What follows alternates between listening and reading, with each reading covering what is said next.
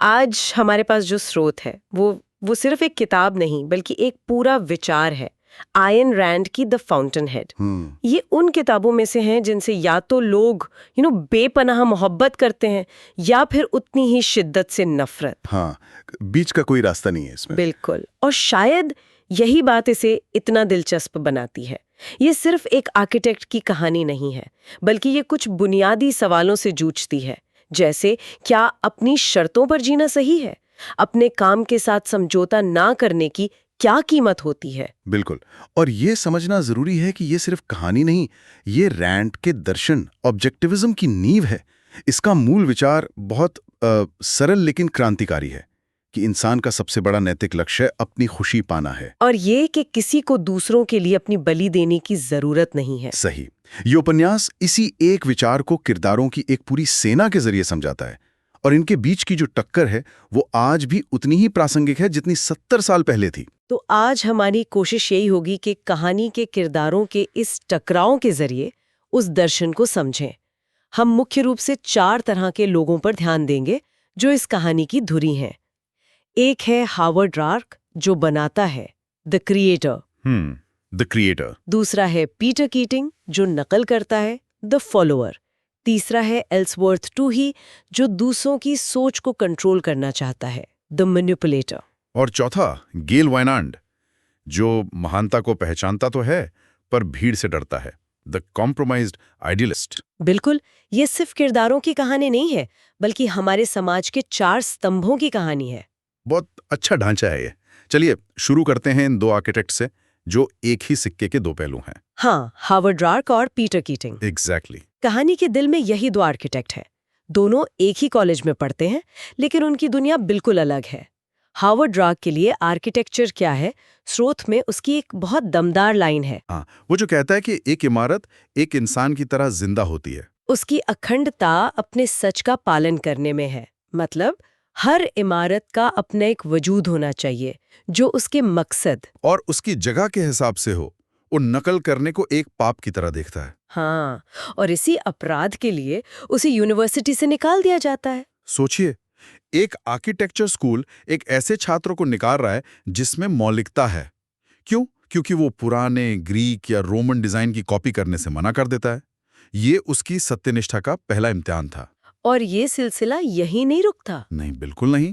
जब उसे काम नहीं मिलता तो वो किसी दूसरे के विजन पर काम करने के बजाय एक पत्थर की खदान में मजदूरी करना चुनता है। मतलब वो भूखा रह लेगा लेकिन अपनी आत्मा का सौदा नहीं करेगा। और फिर दूसरी तरफ है पीटर कीटिंग, क्लास का टॉपर, हर अवार्ड जीतने वाला, सबका चहेता। लेकिन उसकी प्रेरणा कहाँ से आती है? दूसरों की तालियों से। प्रशंसा, प्रसिद्धि, सामाजिक रुतबा।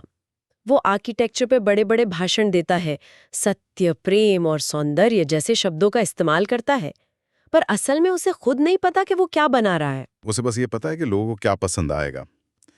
कीटिंग की पूरी जिंदगी दूसरों पर टिकी है। पहले वो अपनी माँ की सुनता है जो उसे बताती है कि समाज में ऊपर कैसे उठना है। फिर वो अपने बॉस गाय फ्रैंकॉन की नकल करता है। और जब उसे सच में किसी मुश्किल डिजाइन की जरूरत पड़ती है तो वो किसके पास जाता है? हार्वर्ड रॉक के पास।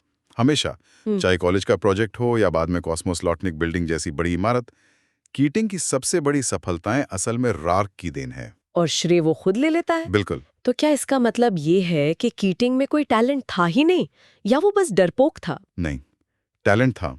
वो एक बेहतरीन ड्राफ्ट्समैन था। वो लोगों को प्रभावित करना जानता था। लेकिन उसके पास अपनी कोई आत्मा नहीं थी, अपना कोई क्यों नहीं था। वो वही था जिसे रैंड सेकंड हैंडर कहती है। मतलब एक ऐसा इंसान जिसका वजूद दूसरों की नजरों में होता है। सही कहा। आज की दुनिया में देखें तो ये सोशल मीडिया कल्चर जैसा है, जहां लोगों की कीमत लाइक्स और फॉलोअर से तय होती है। कीटिंग उसी संस्कृति का जीता जागता प्रतीक है। उसका अस्तित्व दूसरों की राय का एक आईना भर है। तो एक तरफ रार्क है जो किसी के सामने नहीं झुकता, और दूसरी तरफ कीटिंग है जो हर किसी के सामने झुक जाता है। लेकिन कहानी में एक तीसरा खिलाड़ी भी है जो इन दोनों को अपनी कठपुतली बनाना चाहता है। और यहाँ कहानी एक बहुत ही डरावना मोड़ देती है। हाँ, एल्सवर्थ टूही। वो कागज पर तो एक आर्किटेक्चर समीक्षक है, एक लेखक है, एक मानवतावादी है, लेकिन असल में वो कहानी का सबसे खतरनाक किरदार है। उसकी विचारधारा क्या है? उसकी विचारधारा है सामूहिकता। वो कहता है कि महान काम किसी एक जीनियस की देन नहीं होते, बल्कि वो लोगों की आत्मा का संगठन होते हैं। वो व्यक्तिवाद को एक घटिया चीज, एक स्वार्थ मानता है और सबकी भलाई और निस्वार्थता जैसे शब्दों का बहुत इस्तेमाल करता है। लेकिन ये तो सुनने में बहुत अच्छा लगता है। मतलब सबकी भलाई, कला को जनता के करीब लाना, इसमें खतरनाक क्या है? खतरनाक है उसका तरीका और उसका असली मकसद। वो इसे एक हथियार की तरह इस्तेमाल करता है। इसका सबसे अच्छा उदाहरण है हॉप्टन स्टोरार्ड का किस्सा। स्टोरार्ड एक अमीर आदमी है, लेकिन अंदर से बहुत असुरक्षित है। तू ही उसे मानव आत्मा का मंदिर बनाने के लिए उकसाता है और कहता है कि इसके लिए सबसे अच्छा आर्किटेक्ट हावर्ड रार्क है। ये तो अजीब बात है। अगर वो रार्क के व्यक्तिवाद से नफरत करता है तो वो उसे इतना बड़ा प्रोजेक्ट क्यों दिलवाएगा? यही तो उसका सबसे बड़ा दांव था। वो जानता था कि रार्क्स जो बनाएगा वो इतना मौलिक, इतना अलग होगा कि आम लोग और समीक्षक उसे समझ ही नहीं पाएंगे। तू ही की योजना रार्क को सफल बनाने की नहीं थी, बल्कि उसे जनता के हाथों अपमानित करवाने की थी। की आत्मा को कुचलना चाहता था। इस विचार को कि एक अकेला व्यक्ति कुछ महान बना सकता है और वो सफल भी होता है। वो बाद में उस इमारत के खिलाफ केस करवा देता है। तो उसका असली खेल इमारतों का नहीं, बल्कि इंसानी आत्मा पर नियंत्रण का है। 100%। वो अपना असली मकसद पीटर कीटिंग के सामने जाहिर करता है जब कीटिंग पूरी तरह टूट चुका होता है। वो कीटिंग को बताता है कि सत्ता कैसे हासिल की जाती है। क्या कहता है वो? वो कहता है, निःस्वार्थता का प्रचार करो। इंसान को बताओ कि उसका पहला कर्तव्य दूसरों के लिए जीना है, क्योंकि वो जानता है कि कोई भी इस आदर्श को कभी पा नहीं सकता तो वो अपराध बोध से भर जाएगा। और उसका आत्मसम्मान नष्ट हो जाएगा। वो कहता है, और जब एक इंसान के पास आत्मसम्मान नहीं होता, तुमने उसे पकड़ लिया, वो तुम्हारी हर बात मानेगा। तू ही को आत्माओं पर राज करना है। ये वाकई डरावना है। उसकी सोच को आज के डिजाइन बाय कमिटी कल्चर में देखा जा सकता है। जब कोई एक साहसी विचार 100 लोगों की राय से गुजरता है तो उसका दम निकल जाता है। वो एक सुरक्षित औसत दर्जे की चीज बनकर रह जाता है। तू ही इसी औसत दर्जे की दुनिया का हिमायती है। कहानी का जो सबसे दुखद हिस्सा है वो शायद गेल वाइनार्ड और डोमिनिक फ्रैंकन है। ये दोनों रॉर्क की तरह हो सकते थे।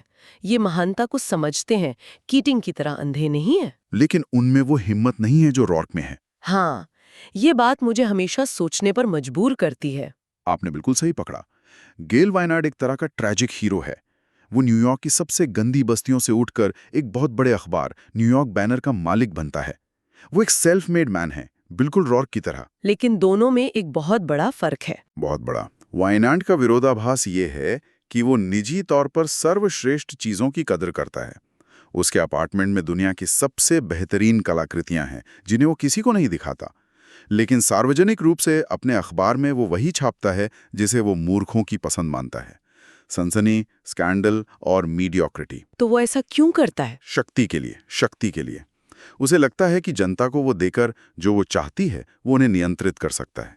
वो राग की प्रतिभा को तुरंत पहचान लेता है, उसे अपना दोस्त बनाता है, लेकिन साथ ही उसे तोड़ने की भी कोशिश करता है। एक तरह से ये आज के मीडिया मुगलों पर एक टिप्पणी है कि टीआरपी या क्लिक्स के लिए आप कुछ भी परोसेंगे। हाँ, वाइनार्ड ने अपनी आत्मा का सौदा शक्ति के लिए किया था और उसे लगता था कि वो इस खेल का मास्टर है। और फिर ये डोमिनिक फ्रैंकन, उसका किरदार तो और भी ज्यादा जटिल है। वो सुंदरता और अखंडता से इतना प्यार करती है कि उसे इस दुनिया में इन चीजों का मौजूद होना बर्दाश्त नहीं होता, क्योंकि उसे लगता है कि ये दुनिया उन्हें गंदा कर देगी। एग्जैक्टली। हाँ, डोमिनिक का तर्क बहुत अजीब लेकिन दिलचस्प है। वो रॉर्क के काम को देखती है और समझ जाती है कि ये महान है और इसीलिए वो उसे नष्ट करने की कोशिश करती है। उसके खिलाफ लेख लिखती है, उसकी इमारतों का मजाक उड़ाती है। बिल्कुल। उसकी सोच ये है कि अगर कोई चीज बहुत पवित्र है तो उसे इस कीचड़ भरी दुनिया में घसीटने से बेहतर है कि उसे पैदा ही ना होने दिया जाए। ये एक तरह का निराशावादी आदर्शवाद है। वो मानती है कि ये दुनिया महानता के लायक नहीं है, इसलिए वो महानता को दुनिया से बचाना चाहती है, उसे खत्म करके। वाइनार्ड और डोमिनिक दोनों रार्क में वो चीज देखते हैं जो वो खुद बनना चाहते थे, और अंत में वाइनार्ड को इसकी बहुत बड़ी कीमत चुकानी पड़ती है। बिल्कुल। कहानी का सबसे बड़ा व्यंग्य यही है। जब रार्क पर मुकदमा चलता है तो वाइनार्ड पहली बार अपनी शक्ति का इस्तेमाल किसी सही चीज के लिए करने का फैसला करता है। वो अपने अखबार की पूरी ताकत रार्क को बचाने में लगा देता है। और नतीजा क्या होता है? वही जनता जिसे उसने सालों तक सनसनी परोसकर पाला पोसा था, वो उसके खिलाफ हो जाती है। उसके अखबार का बॉयकॉट हो जाता है, हड़तालें होती हैं और अंत में उसे घुटने टेकने पड़ते हैं। जो हथियार उसने बनाया था वो उसी पर चल गया। ठीक यही। उसे एहसास होता है कि वो जनता को नियंत्रित नहीं कर रहा था, बल्कि जनता उसे नियंत्रित कर रही थी। और ये हमें कहानी के चरमोत्कर्ष पर ले आता है। कोर्टरूम का सीन, राख पर कोर्टलैंड होम्स नाम के एक पब्लिक हाउसिंग प्रोजेक्ट को डायनामाइट से उड़ाने का इल्जाम है। पहली नजर में तो ये एक आतंकवादी हरकत लगती है। हाँ, कोई भी यही सोचेगा। उसने ऐसा क्यों किया? ये समझने के लिए हमें थोड़ा पीछे जाना होगा। राख को पैसों की जरूरत थी और पीटर कीटिंग को एक बड़े प्रोजेक्ट की। तो कीटिंग ने राख से कोर्टलैंड होम्स का डिजाइन बनाने को कहा, एक शर्त पर। शर्त ये कि कीटिंग का नाम जाएगा और राख को पैसे मिलेंगे? नहीं, राख की शर्त एक और थी कि इमारत ठीक वैसी ही बनेगी जैसी उसने डिजाइन की है, बिना किसी एक भी बदलाव के। और जाहिर है कीटिंग ने अपना वादा नहीं निभाया। बिल्कुल नहीं निभाया। प्रोजेक्ट के प्रमोटरों ने लागत कम करने और कुछ सुंदर चीजें जोड़ने के नाम पर डिजाइन में कई बदलाव कर दिए। उन्होंने इमारत की पूरी आत्मा ही मार दी। जब राख ने यह देखा तो उसने उसे डायनामाइट से उड़ा दिया। उसका तर्क क्या था कोर्ट में? उसका तर्क कोर्टरूम में बहुत साफ था। वो कहता है कि इमारत का परोपकारी उद्देश्य कि वो गरीबों के लिए बन रही थी, किसी को भी उसकी रचना को विकृत करने का अधिकार नहीं देता। वो कहता है, मैंने उसे नष्ट कर दिया क्योंकि मैंने उसे अस्तित्व में नहीं रहने देना चुना। उसका अंतिम भाषण सिर्फ अपना बचाव नहीं है। नहीं, वो व्यक्ति के अधिकारों का एक घोषणा पत्र है। उपन्यास का सार है वो। वो जूरी को बताता है कि दुनिया में हर बड़ी चीज, हर आविष्कार, हर कलाकृति एक अकेले इंसान के दिमाग से पैदा होती है। वो कहता है, सृजन को साझा नहीं किया जा सकता, केवल दिया और लिया जा सकता है। उसका तर्क ये है कि एक क्रिएटर को अपनी रचना पर पूरा अधिकार है और उसे दूसरों की भलाई के नाम पर अपनी आत्मा का बलिदान करने के लिए मजबूर नहीं किया जा सकता। और अगर समाज उसकी शर्तों को स्वीकार नहीं करता तो उसे अपनी रचना को नष्ट करने का भी अधिकार है। तो इन सभी अंशों को एक साथ रखकर देखें तो तस्वीर क्या बनती है? द फाउंटेन हेड सिर्फ आर्किटेक्चर के बारे में कहानी नहीं है। नहीं, बिल्कुल नहीं। ये एक नैतिक और दार्शनिक युद्ध का मैदान है। ये स्रोत हमें किरदारों के माध्यम से एक तीव्र संघर्ष दिखाते हैं। एक तरफ रैख है जो किसी भी कीमत पर अपने दृष्टिकोण और अपनी अखंडता से समझौता नहीं करता। वो बाहरी दुनिया से मान्यता नहीं मांगता। नहीं, उसकी मान्यता का स्रोत उसके अंदर है। और दूसरी तरफ बाकी सब है जो अलग अलग तरीकों से अपनी आत्मा का सौदा करते हैं। कीटिंग प्रशंसा के लिए, टू ही शक्ति के लिए, और वाइन बाजार की मांगों के आगे झुककर। ये सभी सेकंड हैंडर हैं। ये दूसरों के माध्यम से जीते हैं। तो उपन्यास इन 4 मॉडलों को हमारे सामने रखता है: बनाने वाला, नकल करने वाला, नियंत्रण करने वाला और समझौता करने वाला। और ये हमसे पूछता है कि हम इनमें से कौन है या कौन बनना चाहते हैं। ये व्यक्ति के मन की कहानी है जो समाज के दबाव के खिलाफ खड़ा है। तो अंत में ये उपन्यास हमें एक बहुत ही उत्तेजक सवाल के साथ छोड़ जाता है। ये एक ऐसी दुनिया दिखाता है जहां महानता, मौलिकता और व्यक्तिगत सत्यनिष्ठा को एक खतरे के रूप में देखा जाता है। हाँ, एक ऐसी चीज जिसे या तो पालतू बना लेना चाहिए या फिर नष्ट कर देना चाहिए। और यही वो विचार है जिसे श्रोताओं को अपने साथ लेकर जाना चाहिए। ये सोचने पर मजबूर करता है कि जिस दुनिया में अक्सर टीम वर्क, सहयोग और अनुरूपता को पुरस्कृत किया जाता है, जहां ट्रेंड को फॉलो करना सबसे सुरक्षित रास्ता माना जाता है, वहां अपने सिद्धांतों पर अडिग रहने की असली कीमत क्या है? और इस कीमत को चुकाने के लिए कौन तैयार है?